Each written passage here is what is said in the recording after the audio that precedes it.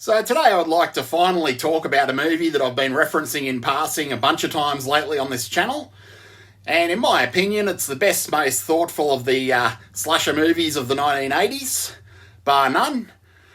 So Alone in the Dark from 1982 is written and directed by Jack Sholder, who also made The Hidden, and of course the completely bonkers, completely crazy Nightmare on Elm Street 2, which is one of the best and most ambitious films from that particular series. So Jack Sholder's known for subverting filmmaking conventions and respected for that by film fans, and Alone in the Dark is no exception. So the premise of Alone in the Dark is that a young psychiatrist has just relocated his family to a new place because he's replacing a much beloved psychiatrist in this hospital for the criminally insane who has left for greener pastures.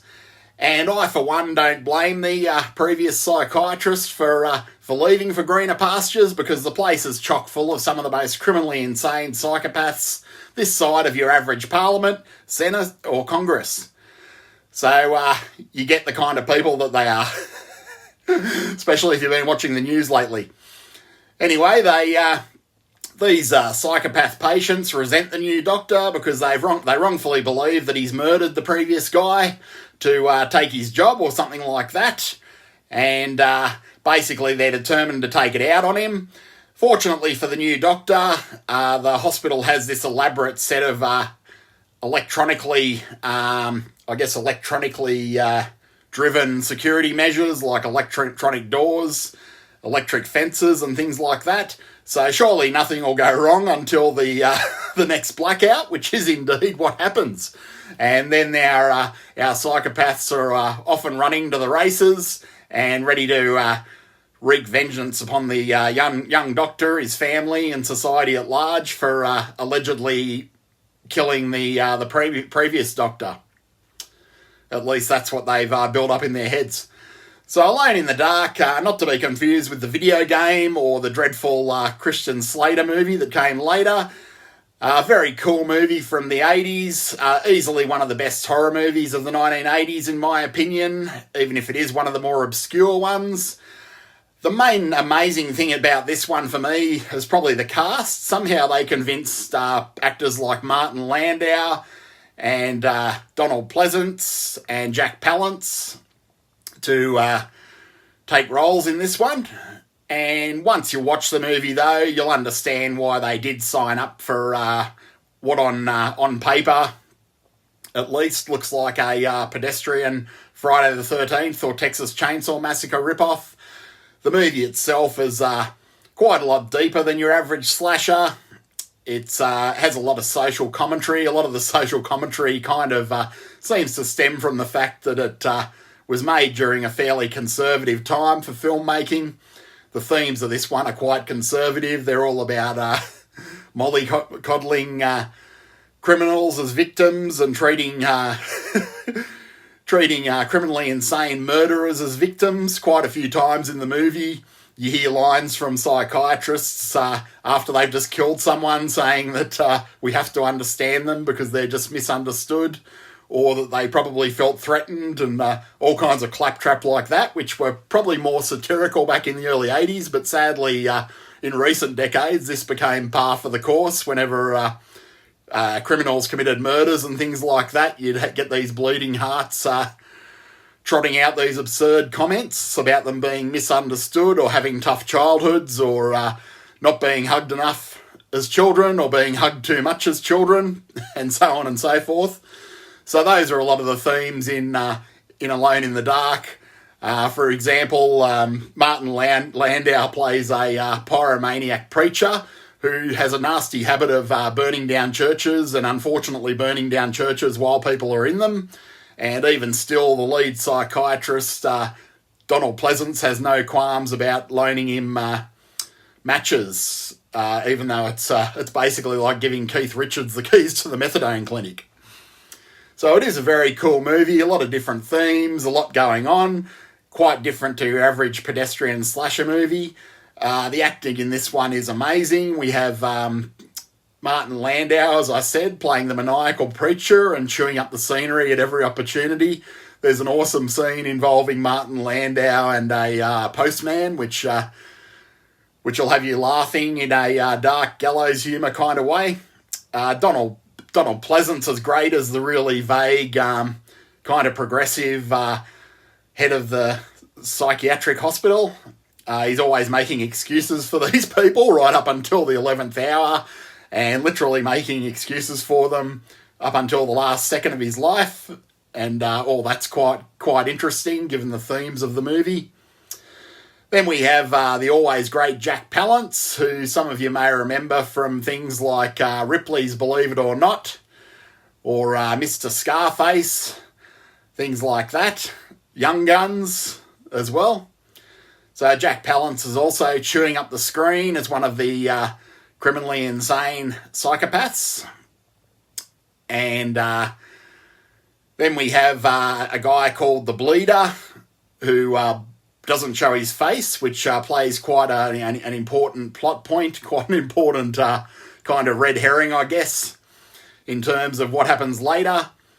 And there's also the guy that played Grossberger out of Stir Crazy, and Terror out of The Wanderers. So if this movie's worth watching for no other reason, which there are plenty of reasons to watch, if you've ever wanted to see the big guy out of Stir Crazy, or The Wanderers, or The Running Man, which he was also in, with hair.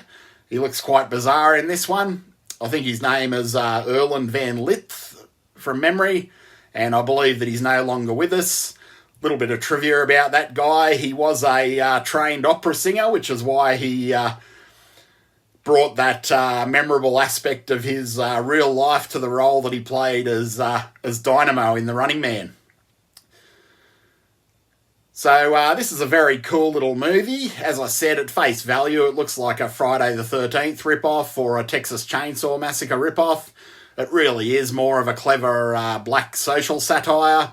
The slasher element really just takes a back seat to everything else.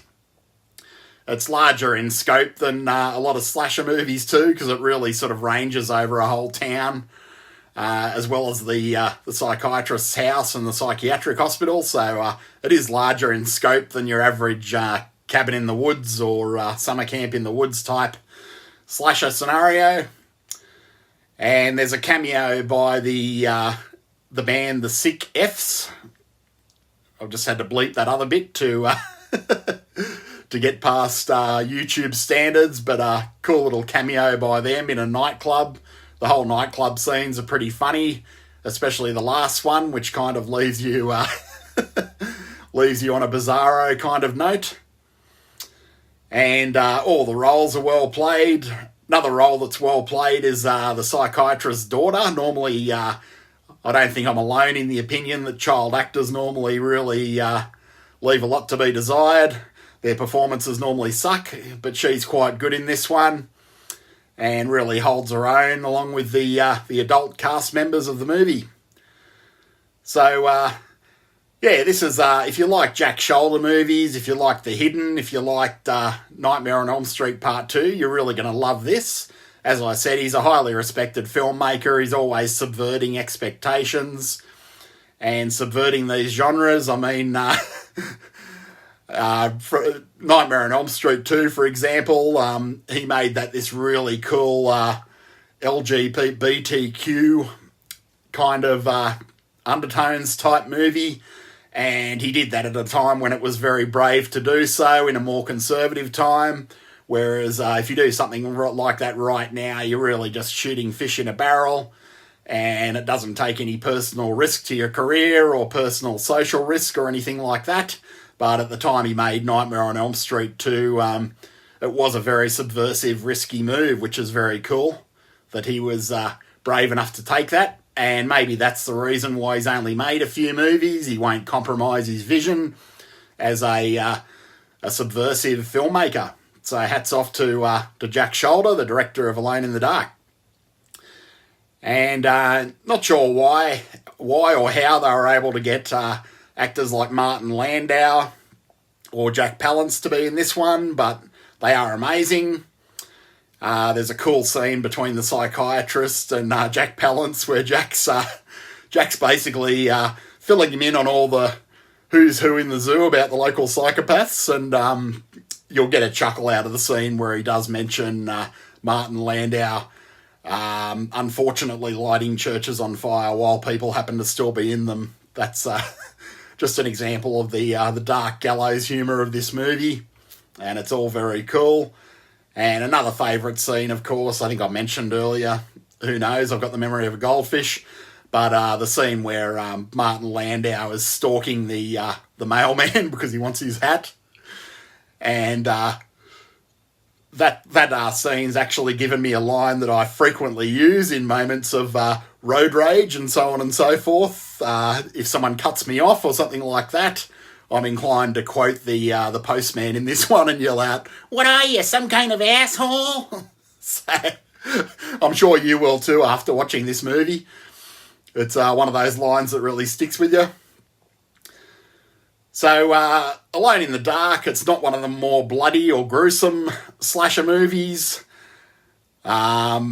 It doesn't go over the top. It's fairly nuanced in how it goes about things, but it is more of a black social satire, as I said. Very thoughtful, thought-provoking slasher movie that makes you think about crime and punishment. So whether we're too lenient on these types of people or not lenient enough. And the movie will probably make you reconsider your opinions on those factors. And a very well-paced movie as well. I can't even think what it'd make a good double bill with at this point, because it's that unusual, that original, that it really doesn't pair with anything, I don't think. I guess you could just throw it into the mix with another 80s slasher like The Burning or something like that. Or even a totally crazy slasher movie like Pieces or Don't Open Till Christmas. But that said, Alone in the Dark certainly is its own beast. So that's about all I've got on this one. I hope you've enjoyed the review of Alone in the Dark. If you did enjoy this review, please like, share and subscribe so you can check out my other reviews. And otherwise, I'm off to enjoy the rest of my day. Hope you do as well. And take it easy.